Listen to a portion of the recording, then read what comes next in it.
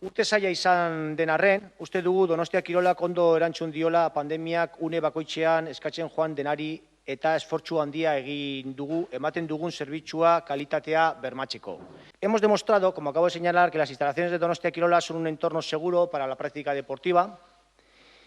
Así lo han visto también los usuarios y las usuarias, que han hecho un enorme esfuerzo también para adaptarse a las diferentes necesidades y circunstancias que se han ido dando desde marzo del año pasado. Es cierto, no hay que negarlo, que hemos tenido un descenso en el número de personas abonadas a la Quirol Txartela. Así es, que han pasado de 49.000 a 46.000, a pesar de que en los últimos años íbamos incrementando año tras año, y que ha habido un descenso también de un 12% de las campañas habituales,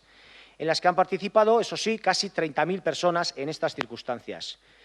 Pero, sinceramente, viendo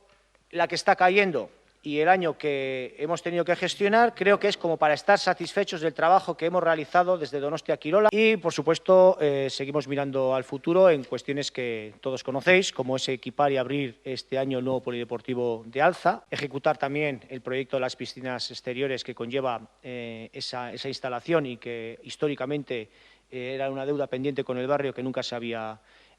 terminado de saldar, ejecutar también, y es lo que estamos trabajando ahora, el proyecto para tener un nuevo campo de hockey para activar una de las modalidades de deporte femenino más importantes en la ciudad, como es el hockey femenino. También cambiar la pista de Yumbe